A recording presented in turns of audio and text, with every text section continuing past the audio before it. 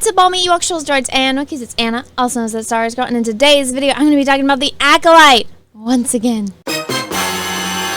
Now, if you guys are new here, you probably don't know this about me. Whenever I intend to review something, like either it be a movie or a TV show, I will go over on Twitter if I am able to, if I'm not in a theater, and I will do a tweet thread of my reaction, scene by scene, shot by shot, and I try to include photos for like visual evidence for all of you wonderful people.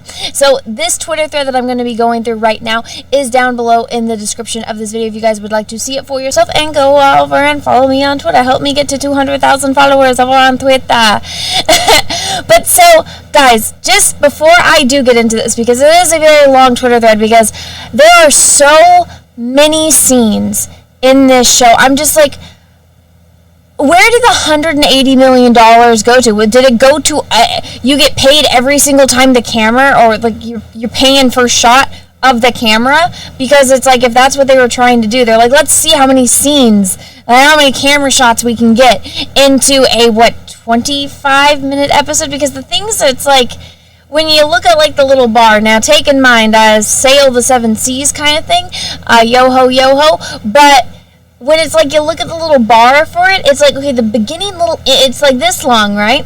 The little intro is like this long, and then like the intro recap thing is like this long, and then the credits are like this long, and then the show is like this long. So it's like, how much of this is actual show, like actual content, like new content? It's, I don't know, when you got credits that are almost as long as the show, it's like, is that what this is? Are you guys just trying to like milk this for all it's worth? I said this in my last video. It's like, do they just like watch the producers and get inspired? It's like, oh, if it flops, we can launder all the money and keep all the money, but if it's a hit, then, you know, they'll come and arrest us. So we got to make it as bad as possible, which I'm like, is it? I think that's probably what they're trying to do, because where did the $180 million go? It wasn't in this show, because this show, it's like terrible. Godzilla Minus One cost $15 million, and it was phenomenal. Less than $15 million. This $180 million. Where did that money go? Because I did not see it on the screen. Alright, guys, scene one. And if you guys watched my last video, it ended like with the Wookiee. Like, the evil twin is going to go off and kill the Wookiee. Now, we got a scene of the Wookiee cooking in his little house, and on his wall, randomly, are the lesbian space witch symbols, and then it's like, right here's a yin and a yang kind of thing. So it's like, oh, okay, so for whatever reason, the Wookiee has the lesbian space witch symbols, and guess what? That's scene one. I know, phenomenal, right? Groundbreaking. Oh, it was so important to have that there. Now, scene two, we go over to Coruscant. Big moneymaker over there on Coruscant. We got X-23, Alien X-23. She's the chick that played X-23 in that Logan movie. And she's over here training. We got Ginger Master Jedi right here. And he says this line, and I had to get a screenshot of this dialogue. So let me read it to you. Keep each movement tight yet supple. That's what she said. That's what she said. Like, I kid you not, that is real dialogue. Totally not a shocker this show was written by a bunch of rabid lesbians. Now, we got the scene where Good Twin is talking to X-23, and she's, you know, just kind of having like a little heart-to-heart, like reminiscent scene about saving and yada, yada, yada. And remember, I wanted to remind everyone this, because I remember I wasn't watching the show when this news dropped, and I was like, I can't do this, I gotta wait. You know, I'm pregnant right now. I'm not feeling too good, and it's not going to make me feel any better. But this was the breaking news, because the actress that was playing Space Alien X-23, she told reporters that she was playing her character while she was talking to Good Twin, like she was into her, and she's like flirting with her, and like this is a romantic kind of thing. Like she's got fifis for the Good Twin. So that was supposed to be a romantic scene, and all their interactions in this episode are supposed to be romantic, and it's like, really? Honestly, this is how you know they just have a bunch of fake geek girls writing and making Star Wars. Because it's like, what's the whole thing about a Jedi? What was the whole controversy over Anakin being accepted into the Jedi Temple? Wasn't that little thing like that Jedi aren't supposed to have this little word called attachments? Jedi are forbidden to love Anakin, Padme, like that wasn't okay? Oh my gosh. But yet this girl that's in training is like, oh my gosh, my character has a crush on her. You know why? Because she wasn't getting any attention for the part. So she's like, oh my gosh, they're all talking about how this is the gayest Star Wars. I gotta jump in, and because nobody's talking about me. Remember, people in Hollywood, like especially actresses and actors, they all got that level of narcissism. It's like, oh my god, nobody's talking about me and my alien self. Okay, well then I'm just gonna tell everyone that I was trying to play this character as gay and being into the main character, so people will like try to ship me and people will start talking about me. It worked for like a day, and then everybody moved on because the show just got even worse. It got so worse, it distracted from that. Can you believe it? All right, now let's get back to the episode, scene 3. And I might just run through these because, guys, it is so boring. It's like a bunch of nothing happens, but a lot happened. Like, they're like, nothing's happening in this show, so we just have to get a bunch of different shots. Let's just scene after scene after scene after scene. No pause. Just all this stuff. Okay, so let's do that. Let's just do that, rush through all this shit. So, scene number 3 is Evil Twin and the dirty, creepy dude land on the planet, and they gotta go find the Wookiee. Alright, so that's scene number 3. They talk a little bit, but nothing really happens, nothing matters. Now, scene number 4 is the one that was, like, blowing up all over Twitter. I never say this guy's name right. I'm just gonna call him Kai. Mr. Mundy. Mr. Mundy, the dude with the big head, the one that was from the Clone Wars, and, like, you know, the prequels and all that, and, you know, you see him die at the end, it's like, ah! Well, he magically is a full-grown adult years before he was born. And so everyone was pissed off about that. It's like, you couldn't have just gotten another dude from his species. It couldn't have been, like, his father. That would have been cool. But no, it's like, let's just get him in it because, you know, the fake geek girl's making this show. It's Ma'am returns. Remember, the only reason this chick has the job, because she can't act to save her goddamn life. She's horrible to look at. I usually don't like commenting on people's looks, but this woman is so unpleasant. It, like, my skin crawls. I'm like, I don't want to look at her. I'm sorry I'm making you guys look at her. But it's Ma'am returns. She's not happy. She starts, ma'am-splaining to Squid Game dude and talking about Evil Twin and Good Twin and how he wants to go on the mission to go find Evil Twin. She's like, no, because I'm Ma'am and I say so. And it's like, okay, scene number 5. All right. Remember, we're running through this. Scene number 5 is Evil Twin talking to creepy dirty guy about Good Twin because he interacted with her and she was pretending. Remember the last episode? She was pretending to be her sister to try to get information from dude, creepy dirty dude. But she had a wire, and that's when all the Jedi came out. So that was what that scene was. Again, nothing. Nothing about this is interesting. It's like, you could have done this to where having it, because I know that this dude is going to be important later. It's like, there could have been some great character moments. Instead of having it like this girl who is trying to be standoffish because she's an evil psychopath, because we just watched in the last episode with her little kids, she's literally torturing animals. She set her entire home on fire. She threatened to kill her sister and tried to, and pretty much killed everyone else. Everyone that they ever knew, she killed them by setting their home on fire. She literally is like, I'm just going to murder everyone. This psychopath, all of a sudden, like, she's trying to show that she's got feelings and sentiments because she missed her sister. It's like, you knew where she was the entire time. What are you talking about? Good Twin, was the one that had no idea you were alive. Good Twin thought you died. You've literally known where she is ever since this happened a decade ago. You knew the Jedi took her to Coruscant to go be trained by the Jedi. You could have easily followed her, career. They got computers in Star Wars, which, again, fake geek girls are writing the show, so they aren't aware of that.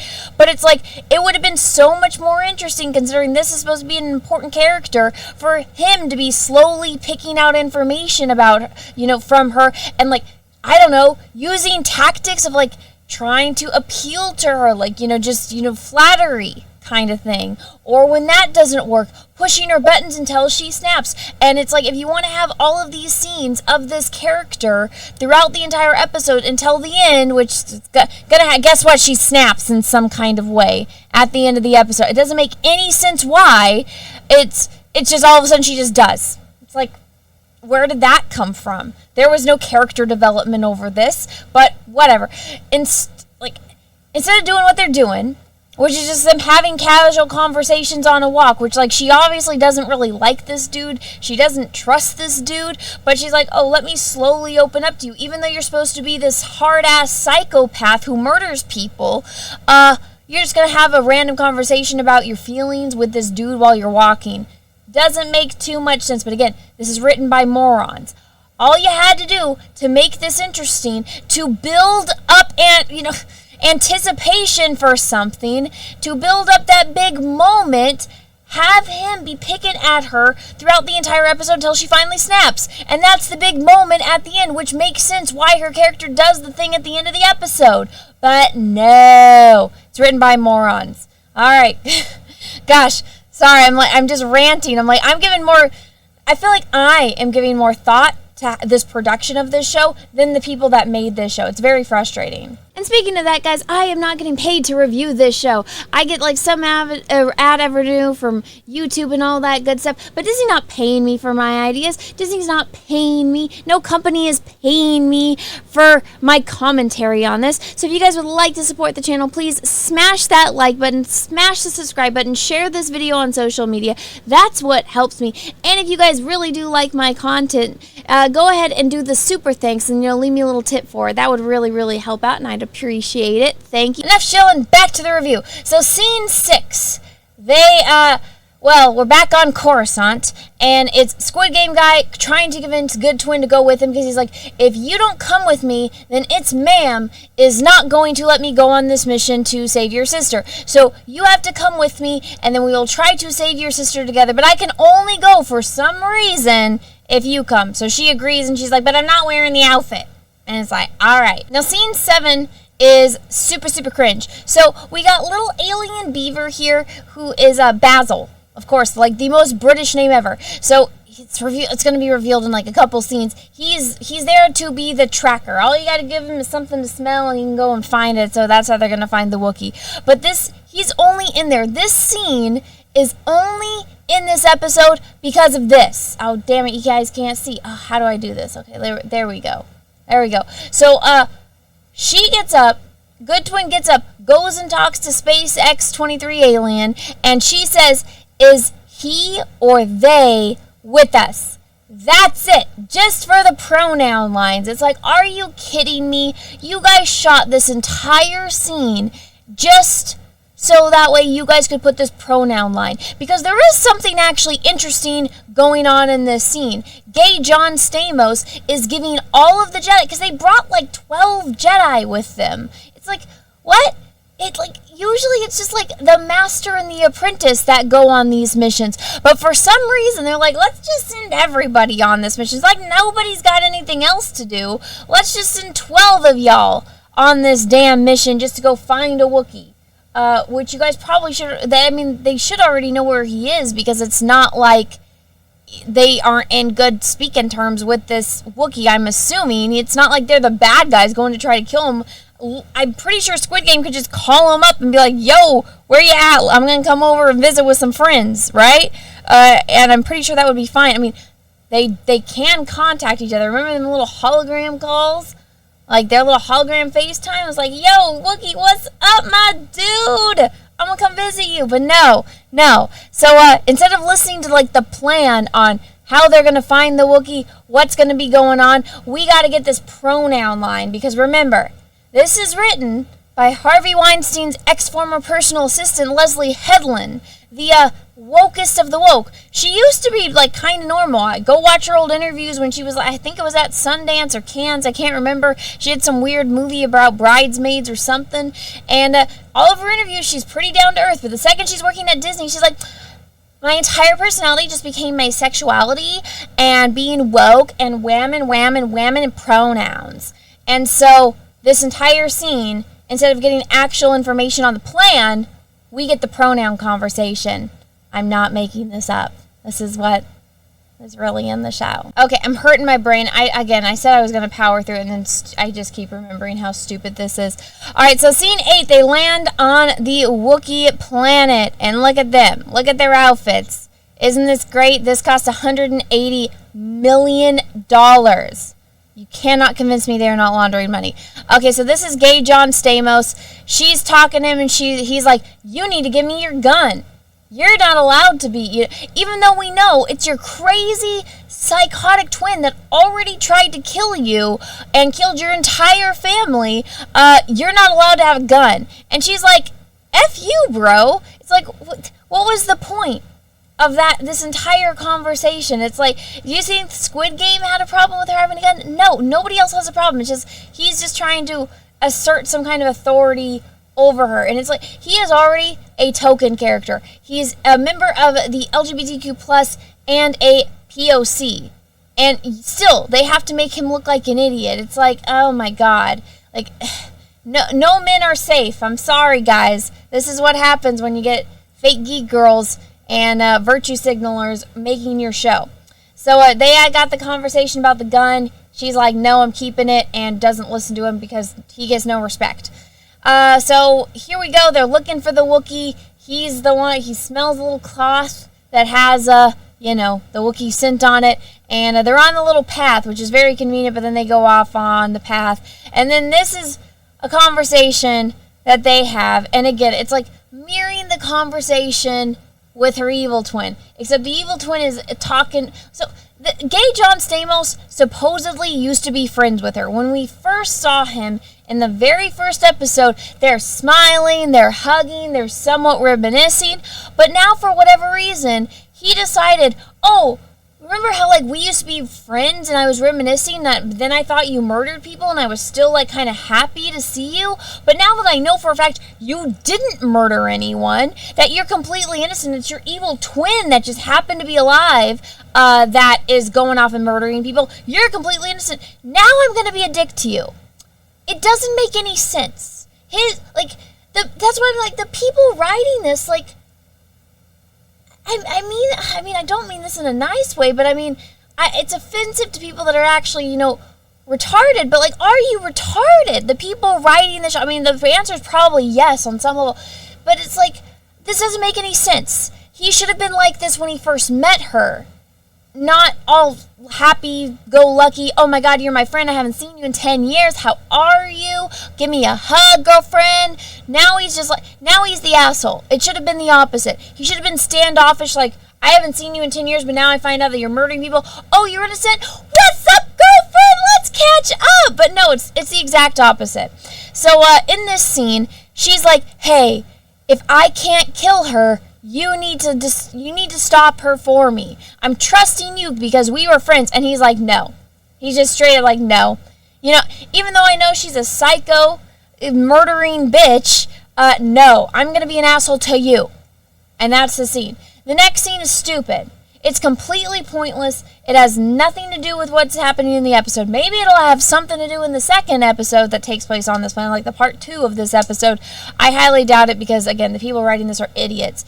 So they're walking through the jungle, and there's something on the trees, which at first I thought were kind of mushroomy things, but then it turns out they're like these flying bug things. But see, they kind of look like roly-polies right there. But so they're like, oh, there's something off in the forest, and it's like, oh, really? He takes out his lightsaber because, rah! It's like a bird-bug thing, and he kills it. And they're like, it's attracted to the light. It's like, no, maybe it just flew at the person standing in the very front, and, he killed it because it's coming to attack you guys. And he had his lightsaber out. But I'm like, there's lights up there. Look at that. Like, just all, if these bugs were really attracted to light, wouldn't, I don't know, if like to the sun? But no. It's like, oh, there's all this other lights through the forest trees, but it's the lightsaber, which, I don't know, maybe that'll be important in the next episode. I haven't watched the next episode yet, but who knows? There are things that I would think anyone with common sense is like, oh, this is a setup for later, and then it's not. So I can't trust my instincts. But so yeah, it's just a scene to show a bug alien, and then they kill it.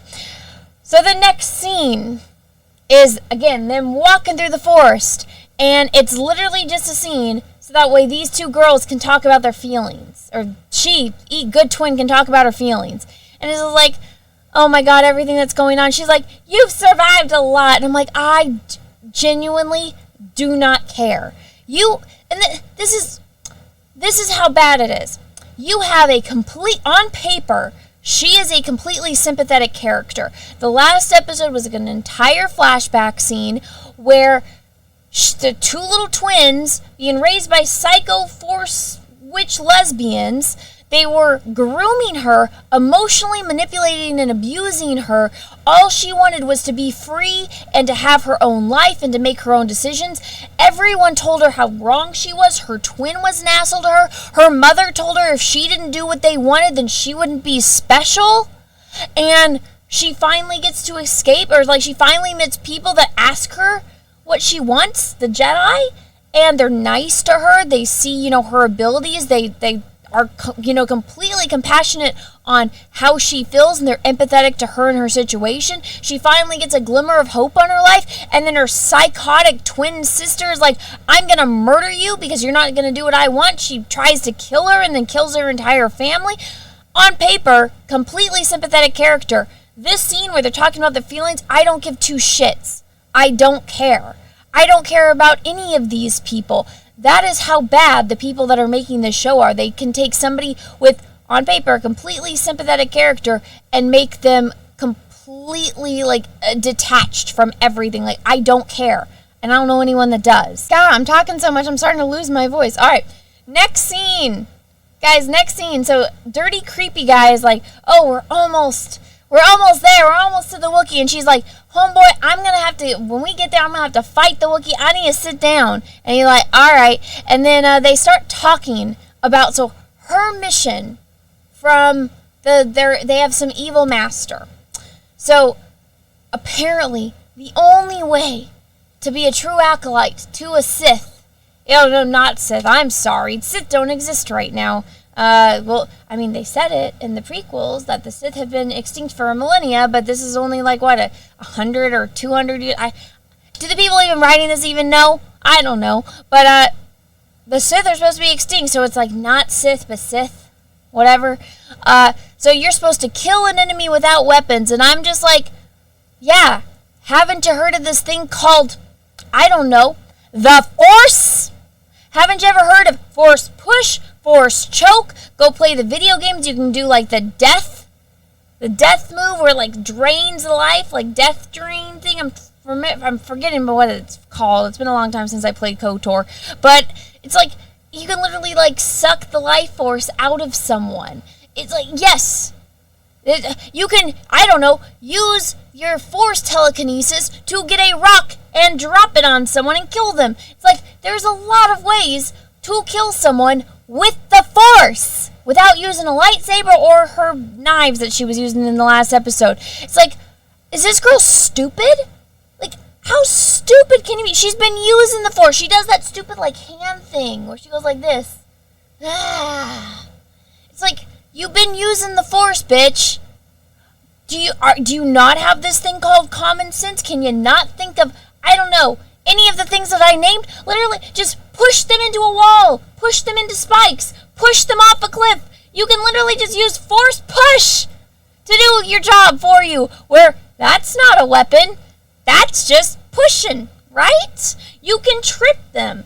You can drop a rock on their head. You can go full Looney Tunes and drop a piano on their head. That's not a weapon. But no, she is so fucking stupid. She doesn't know that. This is the chick that murdered her entire family and tried to murder her sister by burning her home down. But she can't think of a Force Push or a Force Choke or a rock. Come on. This is stupid. Gosh, I seriously am losing my voice because I keep ranting about how stupid this episode is. But alright, you got scene 12. So this is all one scene, but it cuts between the good guys and the bad guys. So we find out from all 12 damn Jedi that somehow they lost track of the space beaver they were all supposed to be following. So that's a problem. And then we hear evil twin screaming. Creepy, dirty dude goes running after her, gets stuck in a trap.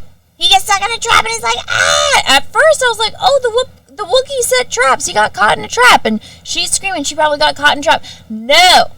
Remember how I went on that rant earlier in this episode about how it's he was trying to talk to her and she's supposed to be this closed-off character, this evil psychopath, but she's, the whole idea of character development, her slowly opening up for this big, snapping or twist. Okay, well, guess what? She's been completely lucky to go dandy. I can't even think of the terminology right now because I'm just oh my God, my mind. But, Happy-go-lucky, that was what I was looking for. But they were all friendly, and then all of a sudden, she turns on him, and she's like, yeah, nah, guess what? My sister being alive changes everything. I gotta go be with her. I'm not gonna be a bad guy anymore. It's like, wait, what? You have known this entire time your sister is alive. You knew that.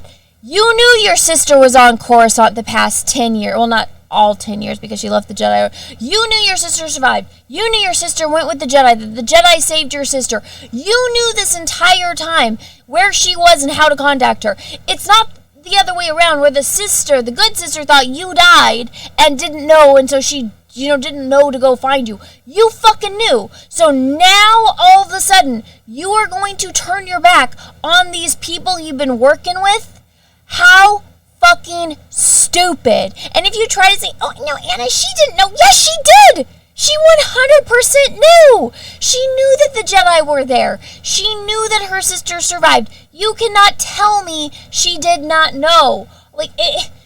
That's just fucking retarded. I can't. This hurts my head. And you try to say, she didn't know. It's like, bitch tried to kill her anyway, so she got what she wanted already. So this whole thing that, oh, my sister's alive, this changed everything. Bull fucking shit. All right, moving on. Next scene. So we got Squid Game and Good Twin. He's like talking about her facing her and like having to kill her. He's like, no, you're not gonna have to face her. We're gonna get her. We're gonna bring her back and we're gonna help her. I'm gonna help you. We're gonna take her back. That's a scene. Then we got the next scene. So we see the Wookiee house. Evil Twin is right there. Then we got, little space beaver. And she's like, oh my God, he's so cute. And she's all nice to him, which is weird. Again, character thing. When Good Twin meets the space beaver on the spaceship, she doesn't like him. She's like, what the fuck is this? Why is he here? Like, bitch, have you never seen a fucking alien before? Like, really? So Good Twin was like standoffish and kind of like weird about him. Evil Twin's like, oh my God, you're so cute! Like, hi little guy. And then he like screams so they all know where he is and to find her. And she freaks out and runs. She runs to the Wookiee house. Like, look, I even included the dialogue. Like, hey, little buddy. Like, she likes him. She thinks he's cute. But he sounds the alarm, so she runs over to the Wookiee's house. Which, guys, the Wookiee has no traps, has no security, and his door is unlocked. So she just runs right into the Wookiee's house. And she gets there and da-da-da-da! He's already dead. Shocking, I know. Now, I heard when this episode came out, people found out that there was actually supposed to be a fight scene where you see him get killed, but they ran out of money, $180 million, and they ran out of money to shoot it. Give me a fucking break. But so she's all freaked out because she's like, oh my gosh, this means my master is here. So she's like shitting her pants inside the Wookiee house. And then the next scene, the Jedi show up and they're all outside. All of, how many? 1, 2, 3, 4, 5, 6, 7, 8. All 8 of them. Plus Good Twin back here. So all 8 Jedi show up. They're like, we see that you're inside. And she's just like hiding and cowering inside. And they're like, you need to come out. And, bring the Wookiee with you kind of thing. Saying that, again, riveting scene. And so, as this is happening, as the Jedi are trying to convince Evil Twin to come outside, something floats down in the background behind Good Twin. And they all turn around because they all of a sudden, these Jedi that have Force sensitivity, all of a sudden they finally sense something. And it is Zippermouth! Da-da-da! Yes, him. One of the worst designed characters I have ever seen shows up. And instead of attacking or running or using that blaster she insisted on keeping, she just stands there like a deer in the headlights as creepy Zippermouth gets closer and closer to, like, who designed this? Who thought this looked good? Who thought this was a good idea? I don't understand. I kind of think it looks like that bullet from Mario. You know what I'm talking about? But, yeah, so he just gets closer. She just stands there. Then he takes out his lightsaber because we have to have lightsabers because $180 million. Gotta go somewhere. We can't have a Wookiee lightsaber battle. But we can have this creep get all close and light up his lightsaber right in front of her. And she just stands there again, deer in the freaking headlights. And then what happens? All 8 of the Jedi, they all light up their lightsabers. And finally, Squid Game Dude is like, bitch, run! And does she? Does she run? No. You know what happens? He's just like, bye, Felicia. Bye, bitch. And then what does he do? All the other Jedi go to attack him, and he's like, wha-cham! Apparently somebody knew about force push. Finally, someone knows the force pushery. But apparently the other chick isn't smart enough. So look at this. Look at how powerful this mofo is. None of the Jedi could sense him up until this point when he literally just shows himself to them. And he is so strong in the Force. He can push Good Twin and all 8 Jedi at once. Isn't that awesome? And that, guys, is the end of the episode. Oh my gosh, guys. Where did the $180 million go? Where? Because I didn't see it in this show. It's like the people writing this, they're not even writing. Like AI could have written something better than this. This is so monumentally awful. Nothing about it makes sense. The plot doesn't make sense. The characters don't make sense. Nothing about it makes sense. And guess what? Nobody making the show cares. Not a single one of them. They do not give a shit. This is supposed to be their art. It's like, well, if this is your art, why don't you care on whether or not it's good? There's some accounts that I follow on Twitter that go through like the history of movies, and it's like the other day it was just talking about how like it was a 42-part thread about how Jaws was released however many decades ago. It was like the anniversary of Jaws being released. 42 parts on the making of Jaws and everything that went into it, like getting the rights and getting, Steven Spielberg, getting all the people, getting the casting correctly, and, this person wanted the part and this person wanted the part, but, like, he had to go with his gut and, like, this dude versus this dude, and then getting, like, the everything ready and, like, getting the shots shot correctly and, working with the special effects department on, like, Bruce, the shark thing, and then the big monologue right, at the end about what happened with the, Indiana ship, and that was a 10-page long monologue, and the actor couldn't memorize it, so he cut it down to like 2 pages, and he memorized it, and it was like it almost didn't make it in the movie, and it was one of the most important scenes in the entire movie, and that almost didn't make it in, but they're like, no, this has to be in the movie, this is such a powerful scene, it has to be in. Back when people actually cared about their characters, and the plot, and the making of this, like, it to them was what they're passionate about. These people have no fucking passion. You got gay John Stamos who doesn't even know who blew up the fucking Death Star. According to him, it was Anakin. It's like, oh my god, how stupid are you? It's like this guy's making this argument like, Anakin blew up the Death Star. How many people did he kill when he blew up the Death Star? It's like, oh, you mean all of the people that, like, blew up a planet called Alderaan? I don't know. A lot of people died, but guess what? They were evil. They were fucking evil, and they had a big, gigantic space station with the power to destroy an entire planet. I'm pretty sure everyone on Alderaan was happy that Luke Skywalker blew up the Death Star. Like, this dumbass, it's like, you're working on this show, you don't do a shred of research. You can go up to a random person on the street and ask them, hey, who blew up the Death Star? They would fucking know it's Luke Skywalker. It's like, Anakin, really? Really? You're trying to make this big old proclamation about how you thought that Anakin blowing up the Death Star was wrong, and that was your whole argument. It's like, I wonder what Darth Vader was doing. Oh yeah, who is Darth Vader again? Fucking retarded, right? And then you get the main girl, the main character of this show, going around, virtue signaling about her race, and it's like, bitch, your dad is a white executive in Hollywood. The only reason you got this job is because of your fucking father, who's white as paper. Bitch, you are whiter than I am. Don't give me this shit about your race and calling all nerds gay. Give me a fucking break. It's like, I wish that I could respect these people, but I don't, because they have no respect for themselves. They have no respect for what they're making. They don't deserve my respect. Respect is not given, it's earned. I'm losing my goddamn voice because I'm so frustrated. I've ranted so much doing this review. It's so infuriating. I miss when people used to care. Say what you will about the prequels. I know people are still debating the prequels. you could see everybody working on that actually cared about it. Whether or not you like it is up to your own biases, but they cared. They really fucking cared in the originals. And it's like, that, go look at that. People used to care about movie making and film. They don't anymore. And it really, really bothers me because I care so much about Star Wars. And to see it go into the hands of people that just was like, oh yeah, well, we hate the audience. We hate all the nerds anyways.